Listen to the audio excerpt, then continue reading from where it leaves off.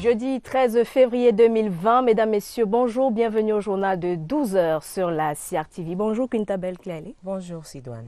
Vous avez les titres du journal. That's correct. Cameroon joins the rest of the globe today to celebrate World Radio Day under the theme Radio and Diversity, an opportunity to celebrate this legendary medium of communication still standing the test of time. And on the occasion, our guest on the Midday News is a radio journalist and lecturer in journalism at the Advanced School of Mass Communication at ESTIC. Professor Daniel Anisenoa will join us on the set to tell us more about the radio and how it's faring on the media landscape.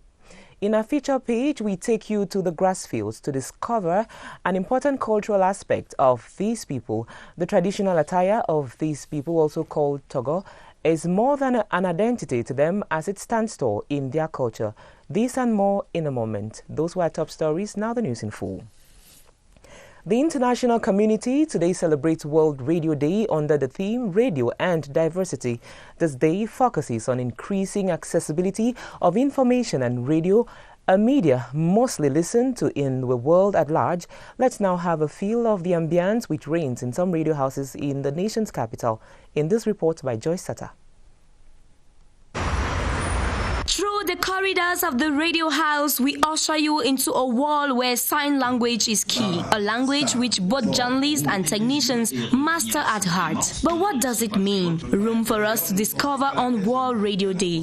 We have 3 signs that we work along with the technician. For instance, when you want to take the mic, the sign that you usually do is you say in your hand, and once the technician sees it, he knows you're asking for the mic. When you want a transition, you just have to make like this. When you make like this, he knows you need a jingle or music. The buttons on the dashboard are numerous, but the personnel are up to the task to resolve the worries of presenters. Mets-moi le max de volume dans le casque, merci. Over in newsrooms, the day's job begins with the news conference. From there, the reporters immediately get to work. I am editing my paper. I went on coverage, I took sounds, and I want to edit the sounds to insert it in my paper. It's a very, very strong weapon to inform the people, to educate them, to entertain them. You know, I know the radio should be greatly relied upon. In some other radio stations, every personnel is a master of all trades. Nous n'avons pas beaucoup de personnel. Here at the digital radio, we have very little personnel because we are multifunctional. I am a journalist, for example, but I also work as a technician. Just like these presenters, the world celebrates the radio, a traditional media which brings together people and provides vital information which could be heard anywhere at any time. 13 février 2020, journée consacrée à la radio. Avec nous, l'invité du 12h, le professeur Daniel Anisenoa, enseignant de journalisme. Bonjour professeur, bienvenue. Bonjour, merci de m'inviter. Alors, journée consacrée à la radio avec le développement des réseaux sociaux et la téléphonie mobile. Quelle place reste-t-il de la radio aujourd'hui? Il reste de nouveaux territoires pour la radio. Ce n'est pas un reste. C'est un développement, c'est-à-dire qu'avec tout le digital, vous avez un ensemble de nouveaux champs. C'est vrai que la radio désormais travaille en transmédia, c'est-à-dire que normalement vous n'allez pas faire seulement de la radio. Il faut toujours que la radio soit accompagnée par exemple du web, du RDS, etc., des termes techniques. Mais en tout cas, la radio ne marche plus seule. Des nouveaux champs, notamment ce qu'on appelle le podcast, c'est-à-dire que la radio autrefois était un flot d'émissions. Aujourd'hui, la radio est assez documentarisée, c'est-à-dire que vous faites des émissions, mais les auditeurs peuvent retrouver ces émissions en stock. C'est ce que nous appelons le podcast. Vous avez également l'interactivité. Les émissions de la radio doivent avoir un format plus bref, en sorte de donner un maximum de parole aux gens. C'est pour cela que l'UNESCO a prôné pour cette journée mondiale de la radio ce qu'ils appellent Equal Access, accès à la diversité pour qu'un maximum de personnes puissent parler, et la radio est facile pour ça. Professor Anisenoa, what innovations can you propose for the radio to still stand tall today in the face of the competition we know? About commitment in technology. is the source of all the inspiration of the new radio. If somebody doesn't go in digital technology, the radio is dead. It's called to be stopped. So the innovations are, for instance, interactivity. For instance, transmedia means that when you deal with radio by this time, you have to do it with the web, with all those numeric systems. The former radio, the ancestors' radio, was just broadcasting like that with a sound in analogic sound, as CRTV has in Bankolo and things like that. But now you cannot go ahead with just this. You have to mix with the web. Now, when you listen to radio journalists today, what's your assessment? What's your judgment?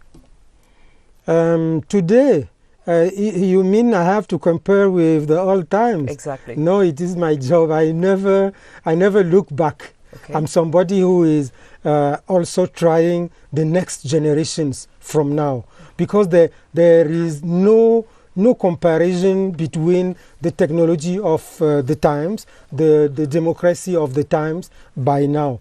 So the challenge of the journalist by this time is to be committed with technology, is to be editing in technology, to mix with Facebook Live and things like that.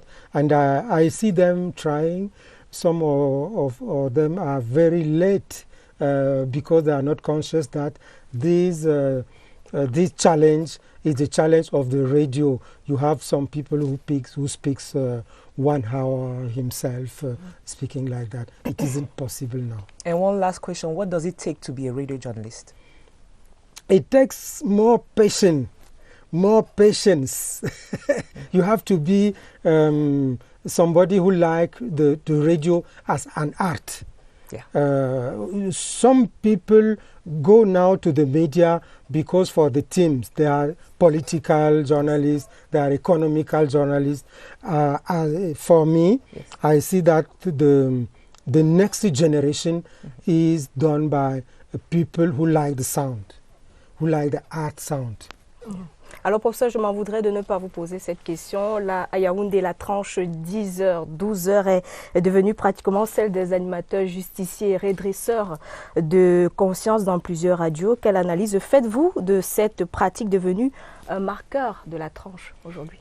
C'est une catastrophe pour la radio et parfois quelques-uns s'illusionnent que ces émissions ont du succès. C'est vraiment la panique de la radio. Normalement, la radio peut faire... Moi-même, je suis animateur, comme vous le savez, et je pense également que je sévis entre 10h et 11h, mais je sévis avec une émission qui s'appelle Community Management. C'est-à-dire qu'aujourd'hui, je fais un peu un prodomo pour dire que c'est ce que je fais qui est bien, mais c'est légitime. Aujourd'hui, le défi de la radio, c'est la diversité des prises de parole. Les émissions que vous évoquez sont des émissions bienvenues parce qu'aujourd'hui, la radio facilite beaucoup plus la dénonciation. Et moi, je suis partisan de la dénonciation, qui est un paramètre de la bonne gouvernance. Mais maintenant, que ce soit une seule personne qui invective, qui parle, sans donner la parole aux autres. L'une des lois fondamentales du journalisme, c'est la diversité des sources, c'est la vérification des sources et l'équilibre entre les sources.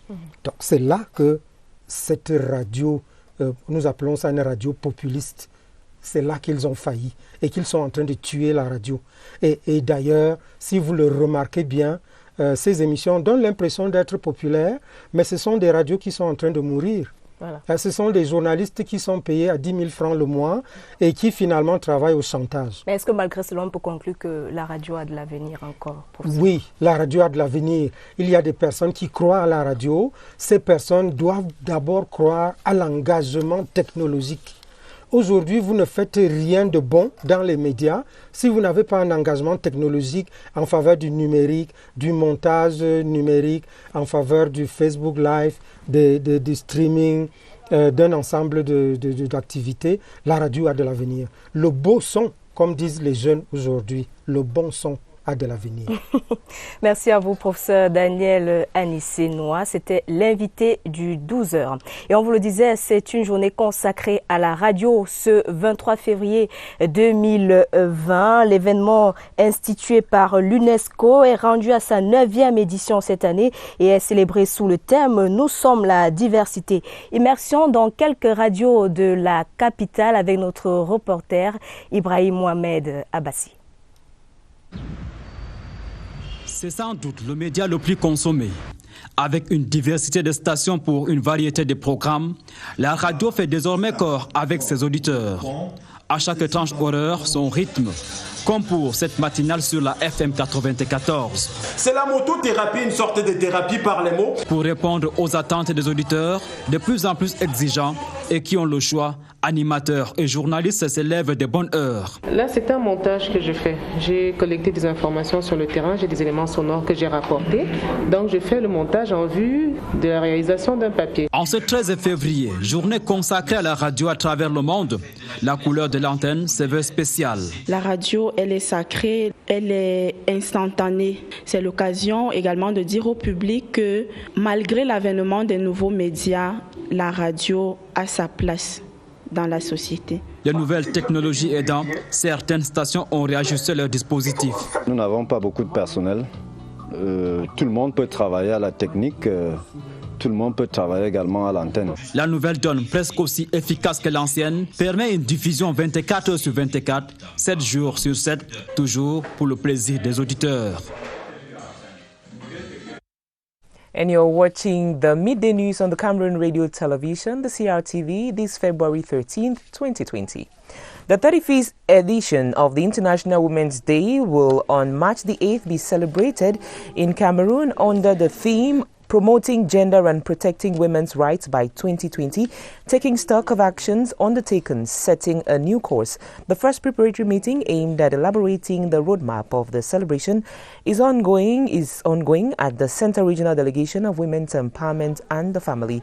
The meeting, chaired by Minister Marie-Thérèse Abonaondwa, has brought together leaders and members of women associations as well as national and international partners of the ministry. The participants are looking into the harmonization of activities nationwide ahead of the event. The fabric this year's of this Women's Day celebration has officially been presented to the women. They have been given the modalities to acquire the fabric. The price is 6,800 CFA francs. Details of this story in subsequent editions of our newscast. Sidouane, you have the next part. Effectivement, dans l'actualité également, ce 13 février 2020, 35e édition de la Journée internationale de la femme, le 8 mars prochain. La première réunion préparatoire à l'événement se tient en ce moment à la délégation régionale du ministère de la Promotion de la Femme et de la Famille pour le Centre.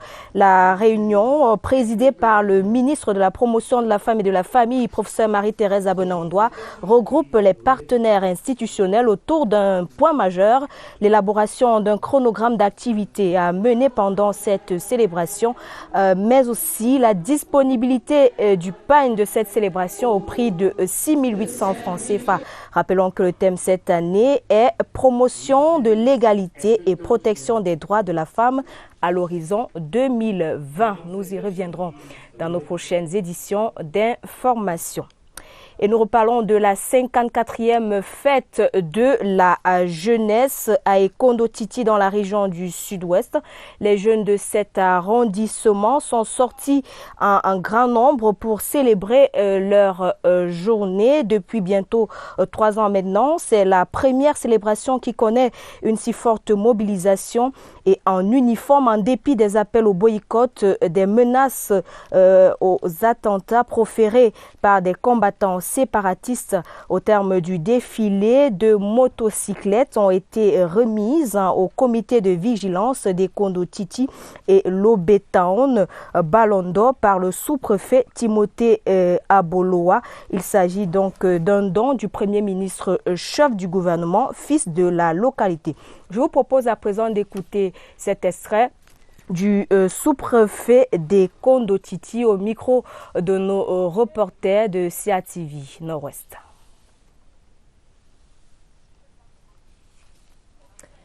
And we continue to bring you information on echoes of the National Youth Day as the youth of Menchum Division who are in the bushes have been called upon to drop their weapons and come back to town. This call was made by the Senior Divisional Officer for Menchum while chairing activities to mark the 54th edition of the Youth Day. We have details with Gerald Nanji.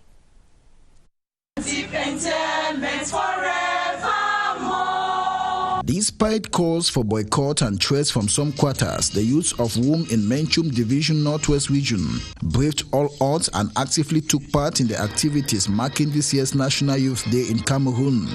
Attached to the ideals of peace and national unity, the youths are determined more than ever before to contribute to any effort geared towards normalcy in their community. We saw thousands of students, thousands of people, thousands of parents out to jubilate and to take part of this ceremony like all other youths in Cameroon. Very happy to what I see, hoping that the other young boy can come out and it will be a general ceremony. In total communion with the population, they marched past in style and color, while security forces were on guard. Menchum Division, who are in the bushes, have been called upon to drop down their weapons and come back to town. This call was made by the Senior Divisional Officer for Menchum while chairing activities. We have details with Sylvie Banta. A football encounter whose stakes go beyond who wins and who loses. It is a Youth Day message of solidarity for this youth generation in Kumbu, Bui Division. I want to seize this opportunity to appeal to all the youths of Bui Division. Wherever we went wrong, we tell them that we are sorry. But we have to continue building our nation, and nobody's place is in the bush. Same message in Elak Oku subdivision, but different scenes. A turnout interpreted as a sign of patriotism. And those who are in the bushes should come out and let's forge ahead for one and indivisible Cameroon. The march past here involved primary and secondary school pupils and students and some youth groups from across the subdivision. In a division deeply rooted in Northwest culture, this atmosphere was conspicuously present. Okay, in the Centre region, the youth of Yaoundé 4 have joined their counterparts nationwide to celebrate the 54th edition of the Youth Day. The occasion, which took place at the Kondengi Ceremonial Ground, saw the different institutions of higher institutions of learning march past at the grandstand and brandishing patriotic messages. Gerald Nanji was there and now reports. From Ikuno, Nimbuman, Angisa, Nkondungu and the other areas that make up the Yaoundé 4 subdivision to perform their civic responsibility. The traditional march past saw the youth chanting patriotic songs while brandishing placards embedded with messages of national unity, saying no to drug abuse and violence on campus. The over an hour exercise was punctuated with amazing choreographic displays, these to the admiration of the officials. The march past was very colorful, as you saw yourself, to the head of message, calling on them to be responsible citizens because our country counts on them. It was an occasion for the physically challenged to demonstrate that disability is not inability. Cultural diversity and national integration was equally showcased, a true reflection of the country's rich cultural repertoire. Another appointment has been taken for next year. Stand by. La suite du journal avec les échos de la 54e fête de la jeunesse le 11 février en Kambé dans la région du Nord-Ouest. Les jeunes ont donné de la voix à travers des chants patriotiques pour dire non à la violence, à la drogue et autres comportements inciviques. Le défilé était présidé à la place de fête de Kambé par le préfet Simon Kwenti. Le reportage de Valentin Kouadeux, CATV Nord-Ouest. Mobilisation parfaite ce 11 février en Kambé. Avec des chants, les enfants des écoles primaires, les élèves du secondaire, les instituts de formation, les associations des jeunes et les partis politiques ont exprimé leur joie de faire partie de la jeunesse camerounaise. en Cambert, les jeunes ont donné de la voix pour dire non à la dépravation des mœurs, non à la drogue et à l'alcool. L'autorité administrative qui présidait les festivités a magnifié le courage des populations. Je suis tellement satisfait de tous les efforts que la jeunesse de ce département mène à en profiter de la paix. Vous pouvez vous souvenir, il y a de cela quelques semaines, les groupes armés sont venus kidnapper les élèves dans les salles de classe. Mais ils sont sortis comme un seul homme. Avec la conjugation des efforts avec les forces de défense, nous avons pu mettre main sur ces groupes armés et récupérer sauf et sains ces élèves qui ont été kidnappés. La 54e édition de la fête de la jeunesse en Cambert a été marquée par plusieurs innovations, notamment la création de 11 villages de jeunes à travers le département, afin de permettre à la majorité de prendre part aux festivités de la fête à l'heure dédiée. Même ferveur à Banganté dans le Ndé région de l'Ouest, où la fête de la jeunesse a été célébrée avec faste et solennité. Les jeunes du primaire, du secondaire et des instituts supérieurs ont exprimé leur adhésion aux idéaux de paix et de développement recommandés par le chef de l'État. Le reportage de William Diakam, CATV Ouest.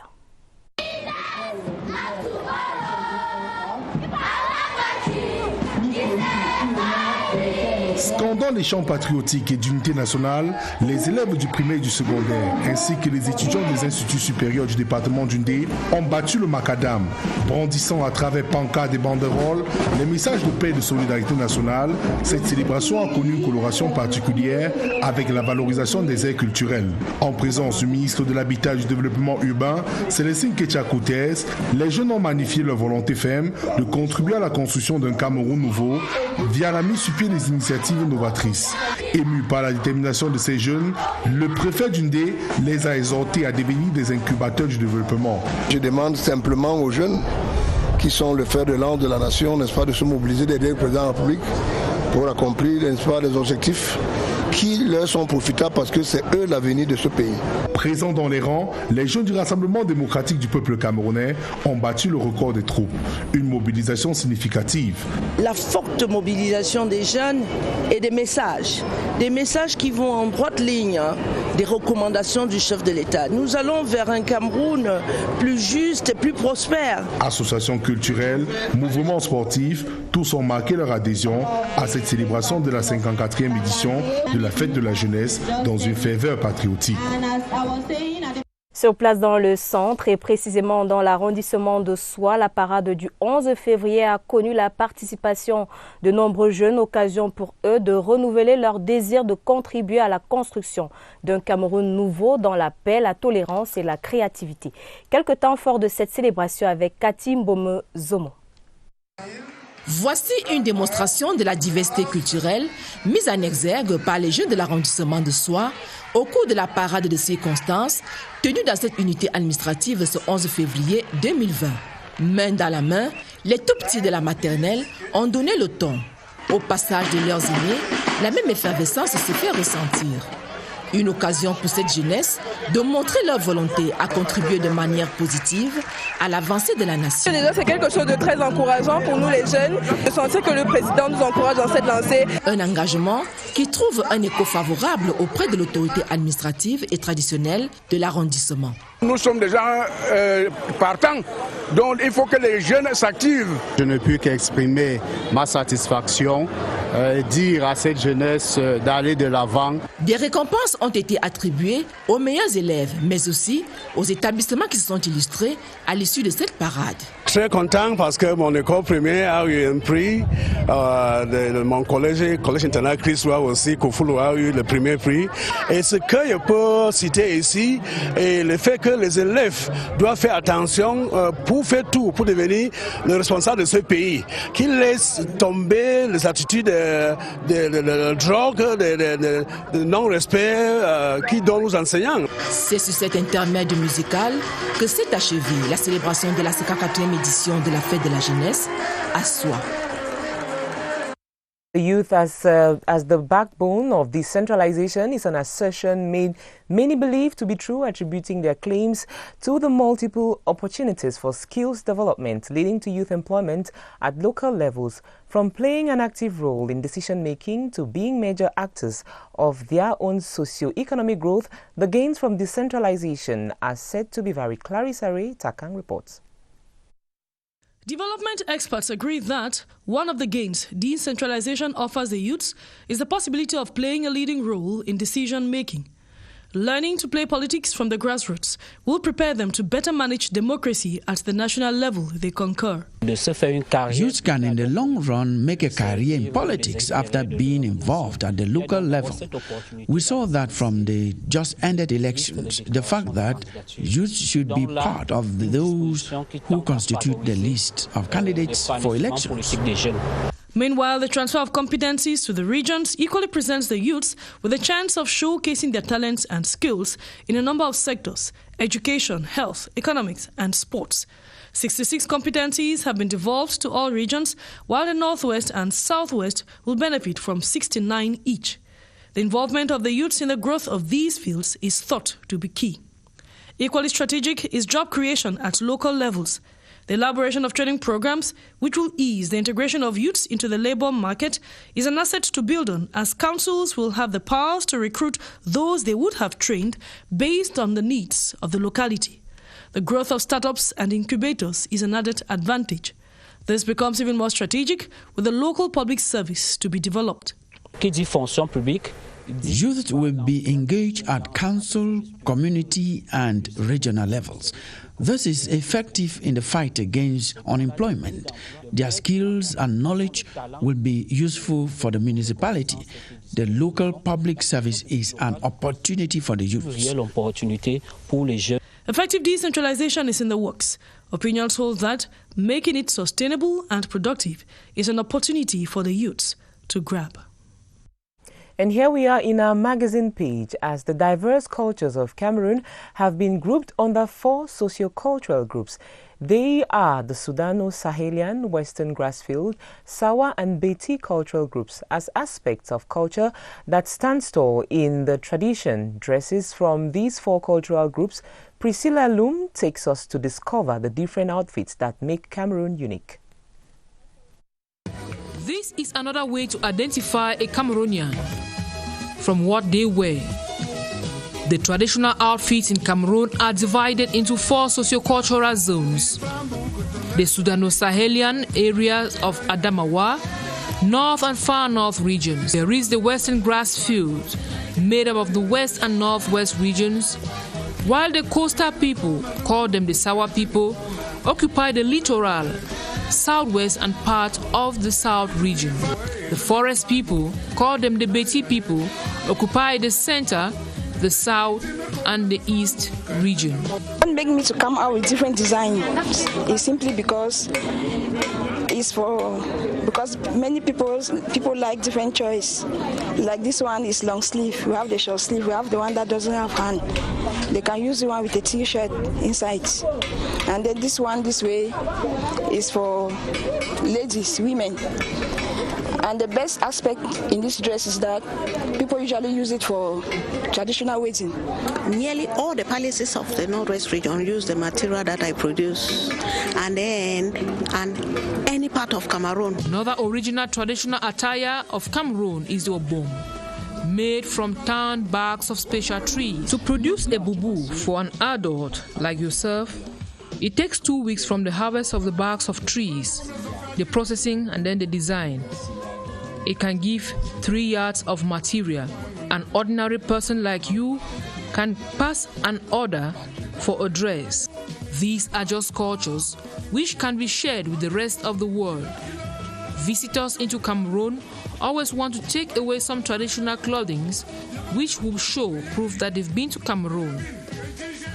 While Cameroonians also have made it a habit to take these most cherished traditional dresses to their friends and loved ones in other parts of the world. Et le sport avant de clôturer ce journal, 0 but partout, c'est le score qui a sanctionné le dernier match de la 21e journée du championnat national de football Elite 1 qui a opposé au stade de Ngwaikele, Canon de Yaoundé à Bamboutos d'Ombouda. Les deux clubs ont toutefois gratifié le public venu nombreux d'un spectacle de haute facture. Retour sur les temps forts du match avec Nestor Kamga.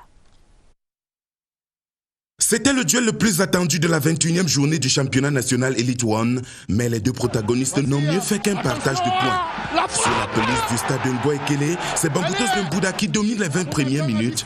Le club manque à 2 reprises d'ouvrir la marque.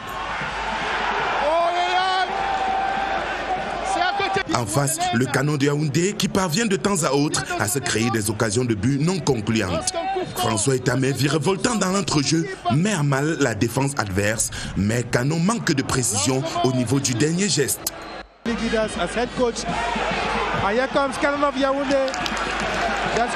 La charnière offensive de Bamboutos peine à élaborer le jeu avec son colosse Arunandan visiblement éreinté. La rencontre s'achève sur un nul et vierge. Nous n'allons pas cracher sur les 1 point, mais nous avons dit que nous avons vraiment été déçus parce que vous avez vu, nous avons eu les occasions de but que nous n'avons pas pu exploiter. On n'a pas été réaliste sur nos occasions, c'est pour que d'occasions on n'a pas pu mettre au fond.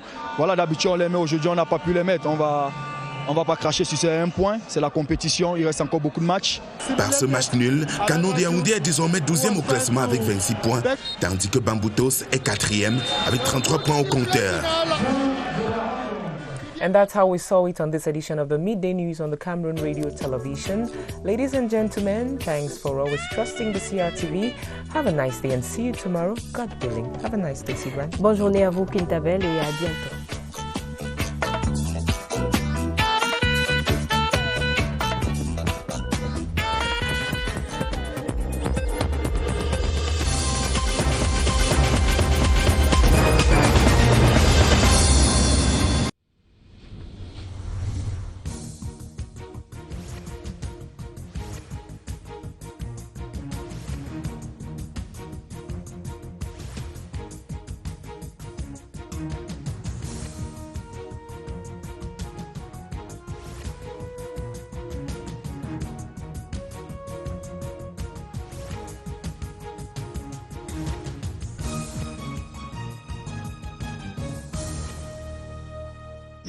CRTV News, ici, toute l'info.